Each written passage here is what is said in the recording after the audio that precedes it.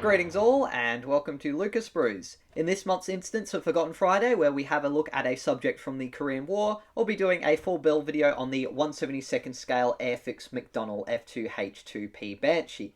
So join me as I upgrade this old vintage kit with some 3D printed parts and vacuforming, painted up in a scheme that was voted on by my channel viewers and patron members from the VMJ1 Marine Squadron, and attempt to get this build finished in time to submit it for a vintage group build hosted by Matt from Model Minutes. So without further ado, let's get into building the banjo.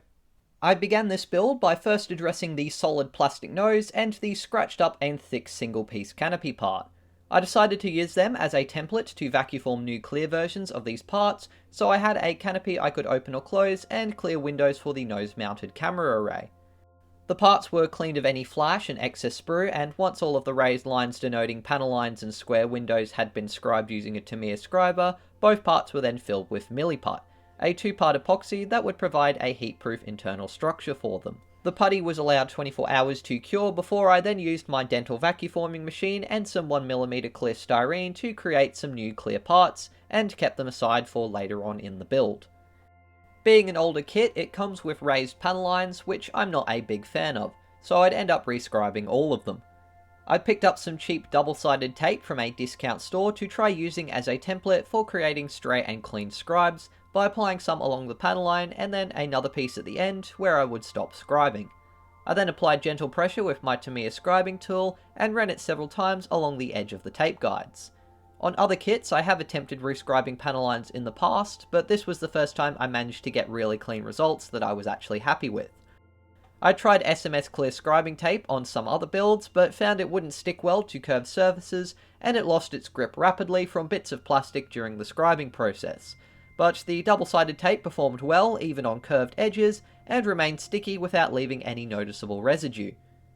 Since I was doing the photo Banshee, I cut away the short nose along with the guidelines on each fuselage half, and also removed the cockpit rear wall so I could fit my resin cockpit into place. The vacuformed clear nose turned out reasonably well, although the panel lines were quite weak and shallow, so I decided to cut it from the plastic sheet and then fit it over the top of the kit part and apply a bit of gentle pressure with a knife to deepen the panel lines on the vacuform part. The tip tanks have oval-shaped access hatches, which I scribed using my AK-pointed scribing tool by running it along the existing panel lines very carefully. Looking at blueprints, it appeared to me the Airfix Banshee is missing some of its panel lines around the tail, and some of the fuselage panel lines were also misplaced. So I once again used the tape and created these ones following the blueprints which I'd scaled and printed out. Scribing creates a lot of plastic dust, so once I'd finally finished, I gave all of the parts a wash in some warm soapy water, along with the resin parts which I'd printed, rinsed in alcohol and cured off camera. Once dry, the internal walls of the fuselage were primed using Vallejo acrylic gloss black primer, along with all of the resin parts which I'd designed for the engines, cockpit and the camera array, the STL files for which are all available for purchase on my Cults page. In real life, Banshee cockpits would have been painted black, but it's really hard to add details and shadows to black, so instead I like to paint black cockpits with dark grey. 2 drops of Vallejo acrylic flow improver, 2 drops of AK Interactive acrylic thinners, and 4 drops of AK Interactive 3rd Gen acrylic Panzer Dunkel growl paint were mixed up, along with 2 drops of Vallejo retardener to slow the rapid drying time of the AK paint. This mixture would be sprayed on all of the cockpit parts, along with the camera array and the fuselage sidewalls. I experienced a bit of what I originally thought was tip drying, but would turn out to be a bit of gunk in the airbrush, as still being relatively new to using one, I didn't realise behind the nozzle is an area that can build up with paint over time, but later on I would clean it out. Once the Dunkel growl had dried, I started picking out the details I designed into my cockpit upgrade, starting with painting the dials, part of the joystick which prints as part of the cockpit floor, and the cameras with model colour flat black for some contrast and detail. Model colour vermilion red was used to paint the ejection seat handles, and also pick out the rear button on the joystick, and some raised switches on the side panels.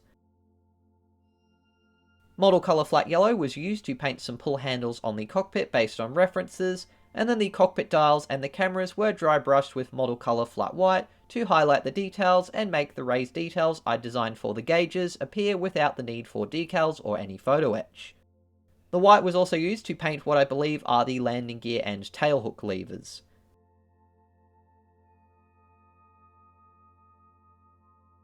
Model colour chocolate brown was used as the base colour for the ejection seat headrest cushion, followed by model colour buff for the seatbelts. I printed out two versions of the seats I designed, one which includes the seatbelts and the other without them, so that you can more easily fit a pilot figure or add your own decals or photo etch. The ejection seat pull handles received some vermilion red, and then to add a base colour for the camera lenses, cockpit sight and main panel warning lights, I applied a small amount of Vallejo Model Air aluminium. The aluminium would also be used to paint part of the canopy framework and to dry brush the cockpit floor, rudders, sidewalls and the seat to add some metal chipping. Model Air RLM01 metallic silver was applied on the seatbelt buckles, and then I added some highlights and fading to the leather headrest with a dry brushing of model colour pale brown. Tamiya Clear Green was dabbed over some of the main panel's silver warning lights, and a wet blend of Tamiya Clear Blue and AK Interactive Clear Orange were used for some vague details in the camera sight. The kit includes basic details for the first set of engine fan blades, but I decided to modify the bulkhead they attach to and fit some better resin ones. This required a little bit of surgery to remove the engine's cones and what appears to be 4 sets of support frames for it. The inside of the wings have raised guides to line up the exhaust parts, which had to be sanded down to fit some new resin ones, and once that was done, I painted the exhaust area, fan blades, intake trim and the exhaust with several coats of Vallejo Model Air aluminium.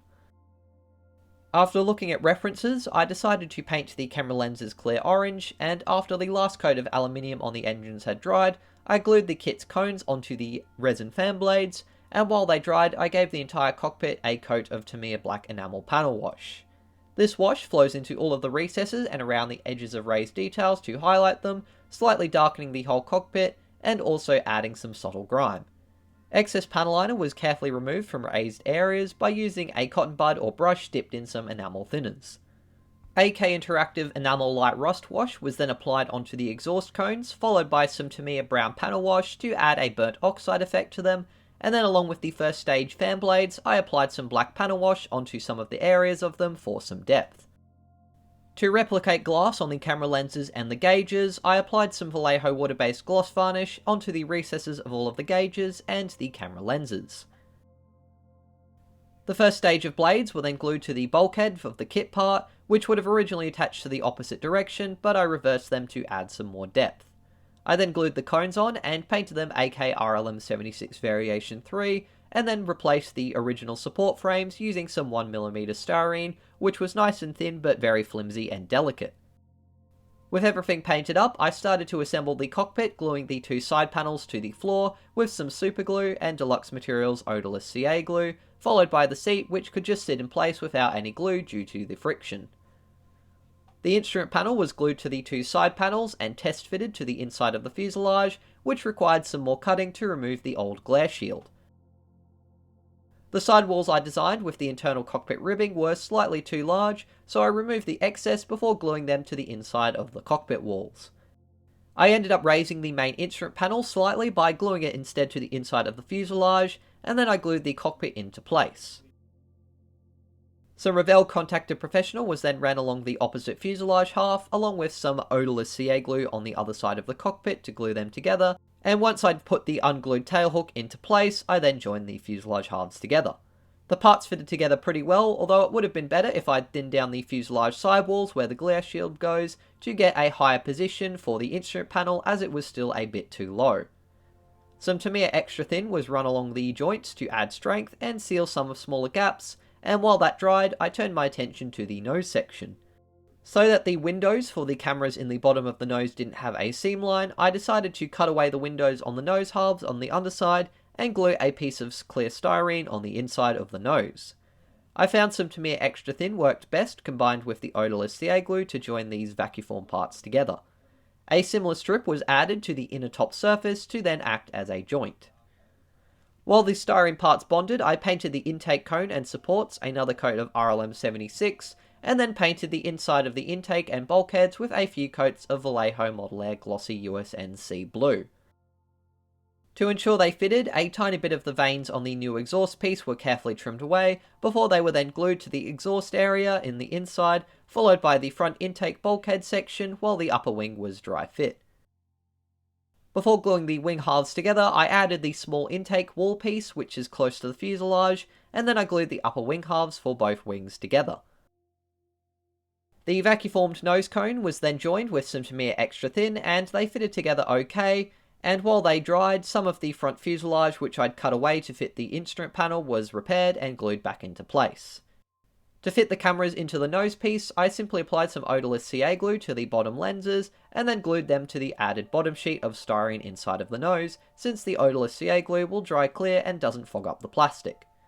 To make them stay in place, I then applied some odorless CA to a piece of wood, and then added it inside of the roof, gently jamming it into place so that the cameras couldn't move. The nose was joined to the fuselage with some Revell Contactor Professional, though it was a rather small contact area and some small gaps were still present, so I then ran some Tamiya extra thin along the seam lines to try and melt the parts together a little bit. The wing halves were pretty easy to fit to the fuselage sides, although there was a slight gap at the wing roots. This gap and several others were now filled with some Vallejo water-based putty applied with a cocktail stick. I also filled in any spots where the panel lines were a bit messy, which fortunately weren't in too many spots. The Vallejo water-based putty is good in that it's easy to apply and clean up, but I do find that it has a tendency to shrink a little bit, so for the panel lines I wanted to totally remove, primarily around the tail and fuselage where it didn't match my blueprints, I had to apply a fair bit of extra putty over the top of them. I allowed the putty a full 24 hours to fully cure before then beginning the process of sanding away the excess using a combination of a file for heavy sanding and then a mixture of 1000, 1200 and 2000 grit sandpaper to gradually sand down the putty and surface imperfections on the whole model to a smooth finish. This is the first model where I've spent so much time and effort on sanding everything smooth, and it definitely helped me achieve a much better finish. Although I should have paid more attention to the tail as I failed to notice and remove some of the slightly rough sections of putty in that area. I then gave the model a clean with some water, blasted it with my airbrush at a high PSI, and brushed it over with a brush to remove any dust from the plastic or putty that had built up during sanding. Since the most intense part of the sanding was done, I now glued the horizontal stabilizers to the tail using a bulldog clip to prevent them from drooping and forming an anhedral. Originally, I considered 3D printing new landing gear and wheel wells, but given how low the Banshee sits, especially with the nose wheel in the squatted position like it is in this kit, I decided to just use the included parts and ignore the lack of any wheel wells as they're not really visible and the landing gear is still reasonably detailed. The wheels fitted together quite nicely, although one of the main landing gear support struts was missing, so I had to use a spare part to represent it, though it's not very noticeable. The wingtip tank halves were joined together, although they had a slight gap and the alignment seemed a little bit off even with their guide pins. But once joined together they were still glued to the outer wings, making sure the orientation was correct with most of the bottom of the tip tanks below the wings. I made a final correction to the rear fuselage panel lines with the tape and scribing tool, and then to further improve the surface finish, I decided to experiment with airbrushing Mr. Surfacer 1000 to help spot any remaining imperfections and fill over smaller scratches. The cockpit engines and nose cone windows were masked off with either tape or blue tack, and then I mixed 5 drops of Mr. Color Leveling Thinner evenly with 5 drops of Mr. Surfacer 1000. I mixed it up in the airbrush and then sprayed it in my booth outside wearing some breathing protection on both surfaces of the model. I tried to build it up as I would normally, with paint in gradual thin layers, but I had a lot of stoppages which I later found out were caused by the blockage in the needle entry from earlier. Thinking at the time though that I was having Mr. Surfacer tip drying, I ended up thinning it way too much with the leveling thinner, which made the mixture too thin and didn't really solve the issue, instead meaning I ended up with a very non-uniform finish, especially towards the end of spraying it on the upper surfaces. Although not perfect, at least I figured out later on I had the blockage, so next time I try this technique I should be able to apply a bit thicker and get a more solid coat than I did with this model, and it still did a good enough job helping me to spot most of the imperfections that remained, and seemed to do a good job filling over smaller scratches. Following another round of puttying, filling and then heavy sanding, I decided to also try adding some rivets on the access hatches around the engine and fuselage. In reference photos, most of the rivets are filled in and the surface of the Banshee is quite smooth, though along some panel lines, rivets were much more clearly visible, so I wanted to try and replicate this by drilling them in one at a time with a small needle. Although it did add some nice detail and doesn't look too bad, I could have done a much better job if I'd used some of that double-sided tape as a guide so that my rivet lines were straight, and I probably should have tried counting the rivets so everything was a bit more even. They were also a little bit too deep, so perhaps I should have filled them with a tiny bit of putty or another layer of Mr. Surfacer, but again, those are lessons to apply for next build. The kit was also missing its landing light on the right side, so I cut this out with some sprue cutters and filed the edges to make them sharp and square. Since the sanding had removed some of the Mr. Surfacer and the coat wasn't very even in the first place, I went ahead and primed the model with some Vallejo acrylic white primer. Normally I prefer using black as it's great for adding depth to a surface, but after my experience using it with the Revell Corsairs, I wanted to try using white as an undercoat for USN Glossy Sea Blue instead of the glossy black. After building the primer up gradually with each pass just making the surface of the model wet, the whole model was eventually a nice and uniform white finish. Ordinarily, I would let the primer cure for at least 24 hours, but for this model I decided to just leave it for 12 hours since I was trying to get it done in time for a group build. In the end, this didn't seem to have any ill effects, which was good. Before painting the model in its sea blue finish, I started painting the finer details.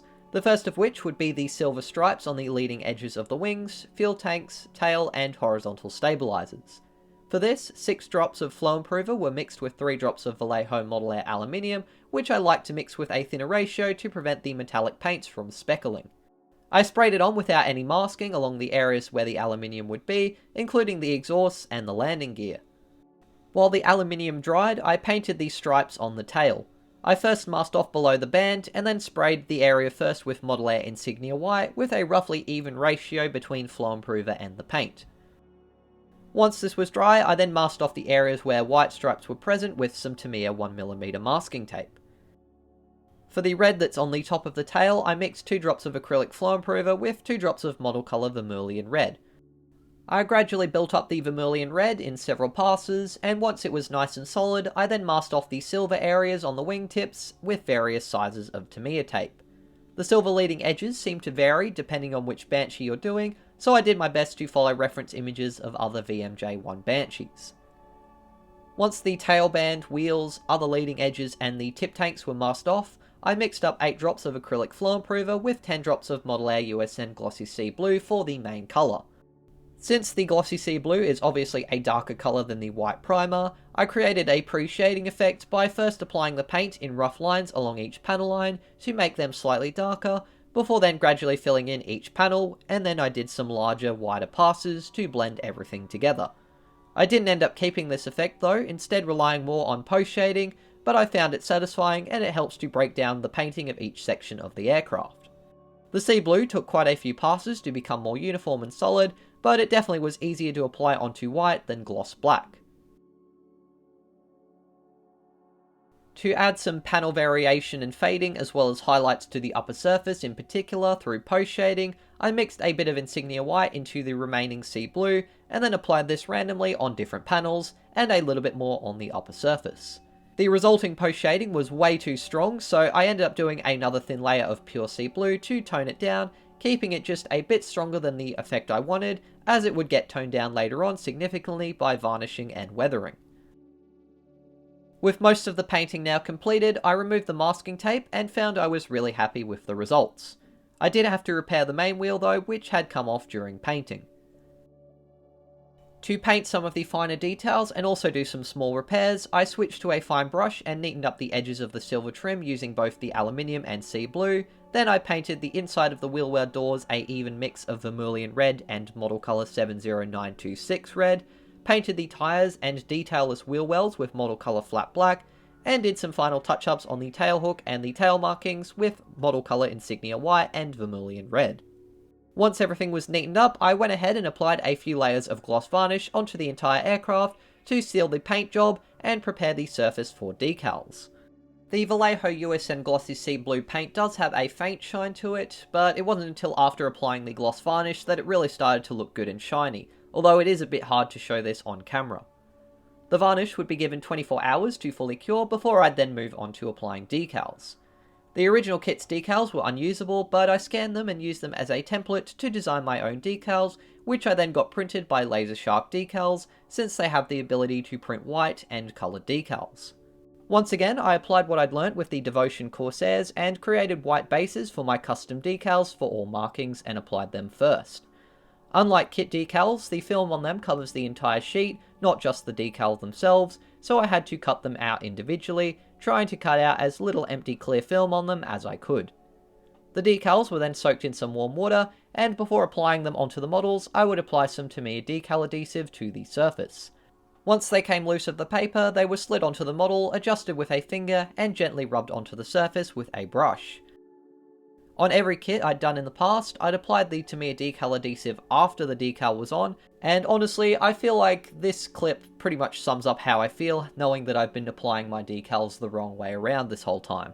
Years of academy training waste! The Laser Shark decals are pretty tough and resistant to scratching and folding up, but they are a tiny bit thick. Yet the Tamiya adhesive seemed to suck them right into any surface detail, so in the future I will definitely be applying the decal adhesive first and not after I've applied the decal to the model. The scheme chosen via my YouTube and Patreon polls would end up being White 12, which has a code of 128885. I couldn't find any photos of it in Korea, but looking online it was apparently delivered to the Marines in time to serve there, and the scheme guide I'd followed for its markings listed it as flying in South Korea during the war. Although it lacked the massive number of mission marks some Banshees had, 12 seemed a fitting number, as I believe that it was the total number of Banshees VMJ-1 had in Korea, and apparently they accounted for something like 40% of all intelligence gathered for the United Nations during the entire conflict. The kit never had any common stencils, so I decided to create a couple. I couldn't find much on all of them, but the ones I could see most prominently on VMJ-1 Banshees in reference photos, such as the no-step markings around the engine, the serial details around the tail, and the ejection seat details and grab handle markings around the cockpit, were all designed, printed, and mostly readable as well. Once all of the white decals had been applied, I then used a brush to apply some decal softener over the top of them, and gave them a few hours to set before applying the red decals. Again, first setting down the decal adhesive over the base decal, then sliding the red decals on, and in the end applying the decal softener. The Laser Shark white ink seems to be really solid, but on my previous Corsair build, the red was a bit transparent. Though in this case, especially on the nose and roundels, since the red was being applied over white, the markings were a lot more vibrant and correctly coloured. One error I did make though was to not notice that the wing roundels should have been slightly larger than the fuselage ones, but fortunately it's not super noticeable, and the VMJ-1 Banshees seem to have slightly less prominent wing roundels than some other Banshees I've seen. Once the red markings had had a few hours to also set, I then sealed everything in and gave the model its final overall finish with another few passes of Vallejo gloss varnish. Although I've seen many photos of glossy sea blue fading and weathering to a almost matte finish, in pretty much every VMJ-1 Banshee photo I saw, they appeared to still be glossy, even when the rest of the aircraft was a bit weathered. So I don't know how they kept them in such good condition, despite them being so heavily used. Maybe just the fact that these Banshees were not on a carrier and exposed to salt air made all of the difference. Once the varnish had been allowed to cure for 24 hours, I removed the masking from the cockpit and nose cameras, and then trimmed the Vacuform canopy along the front windshield frame so I could have it open. The Banshee's canopy was mounted on some rails, so it would have been raised up slightly when it was open, so as well as adding a 3D printed frame, I also added some 3D printed notches and rails to both the canopy and cockpit sidewalls respectively. The canopy rails fitted really well inside of the cockpit, but I couldn't seem to have the canopy closed with the nubs in position, so I ended up removing them so that I could still do so. The tail-mounted pitot tube had come loose, so I had to re-glue it on, and at that stage I also attached and painted the underside antenna. Since the resin instrument panel was a bit fat, I had to replace the thick glare shield upper part with a bit of styrene. Before gluing the glare shield into place, I also added a bit of blue tack as the aircraft was a bit tail heavy. I definitely recommend adding some additional weight in front of the nose before joining the fuselage halves, as even though the instructions don't say it's required and the aircraft does squat forward so gravity helps it, I definitely needed to add a little bit of weight, and it was a real pain to do it at this late stage. The canopy's raised framework was painted a few base coats of Dunkel Grau to match the interior of the fuselage, and while the first coat dried, I added some metal chipping. Looking at references of Banshees, they often seem to have a lot of tiny metal scratches around their access panels, leading edges of their wings, and the footwells that the pilots use to get in and out of the cockpit. To try and replicate this, I used a fine brush to dry brush and very carefully apply a thin amount of model air aluminium in these areas.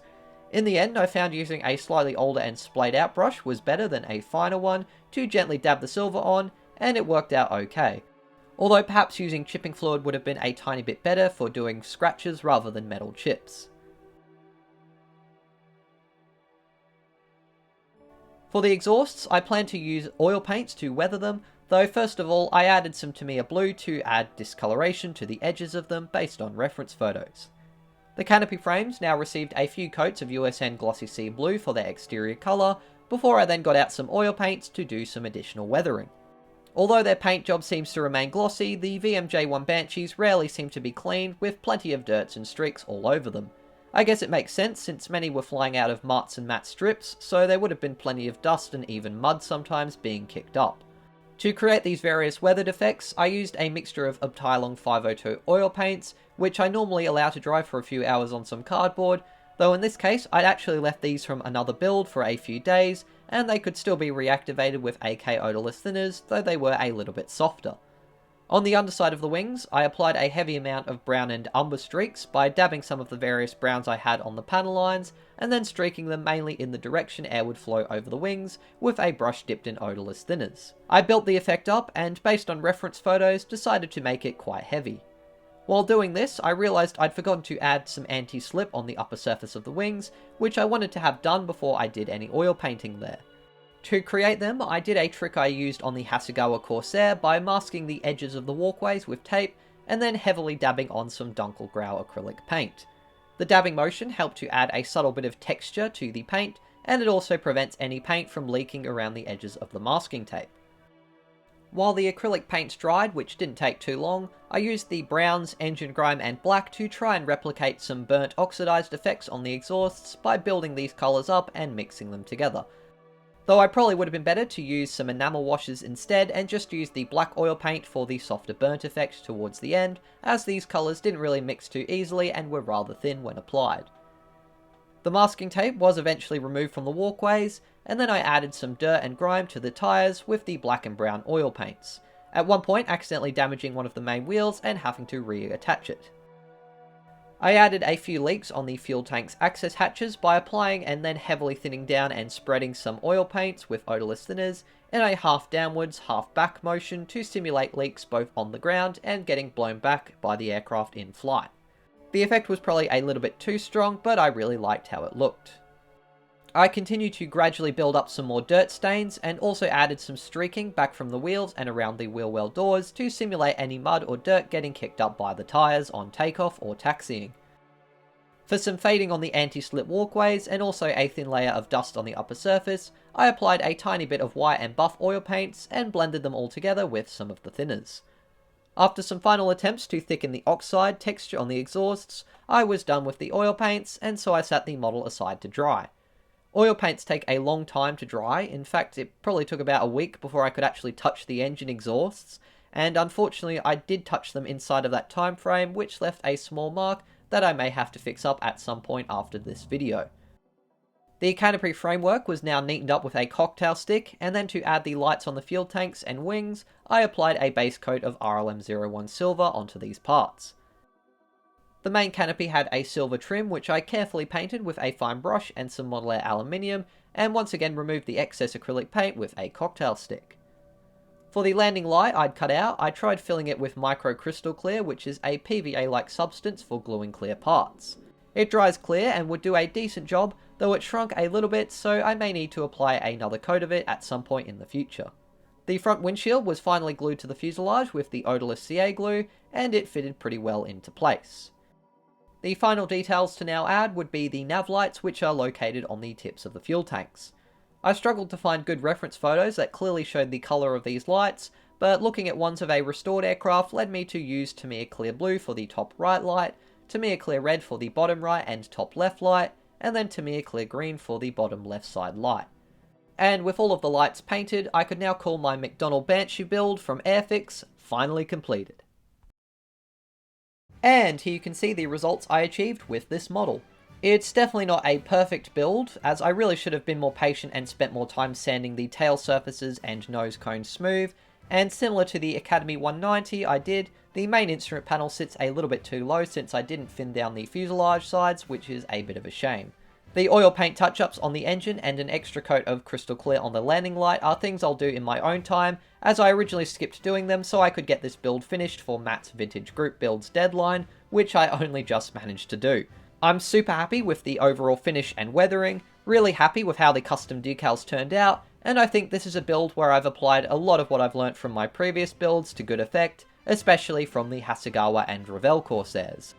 The 3D printed cockpit and camera array, and to some extent the small engine exhaust cone, added a lot of detail, and I think they look really fantastic. I have the STL files for them available to purchase on my Cults page if you wanted to print them out for your own builds. This kit was a lot of fun, and I'd gladly do another Banshee. It's such a cool looking early jet, and the glossy sea blue with the silver trim look really good to me. I also feel like the Banshee is a bit of an underappreciated aircraft. They had fantastic range and a high service ceiling for such an early jet, and never suffered any losses to fighters, despite on some rare occasions when the unarmed photo Banshees did encounter the MiG-15. It seems that though they couldn't outdive the swept-wing MiGs, they could perhaps either fly above them, or simply go faster in a straight cruise to outrun them. Not a Pound for Air to Ground has a fantastic video talking about the fighter variant of the Banshee, so I'd highly recommend watching it if you want to learn more about this aircraft. Sword also do a more modern 1/72nd scale tooling, which the god of model making himself Plasmo has done a video on, and Academy do some of the later post-Korean War era Banshees too, so it's nice that there are some other kits out there. Though it would still be nice to see the Airfix one come back as a vintage classic in my opinion, though perhaps if I did it next time I would do it up as a fighter just for something a little bit different. Thank you very much for having a watch of this build video. I do hope you enjoyed it and got something out of it. If you did, please be sure to leave a like, and if you haven't already, please consider subscribing to the channel so you don't miss any future build videos, inbox reviews, or stop motions. A massive thank you to my wonderful patrons who helped me to fund not only buying this kit, but also the products I used to make it and the time I spent making these videos. Since this build was done in time, it should be featured in Matt's video when he releases it, showcasing the other builds that were done as part of the group build. And I've also now got a poll up on my YouTube page for what scheme I'll be doing the Tamiya and Italeri F51D Mustangs in, which will be a future subject for some Forgotten Friday builds. That's it for now, but until the next video, as always, take care and model on.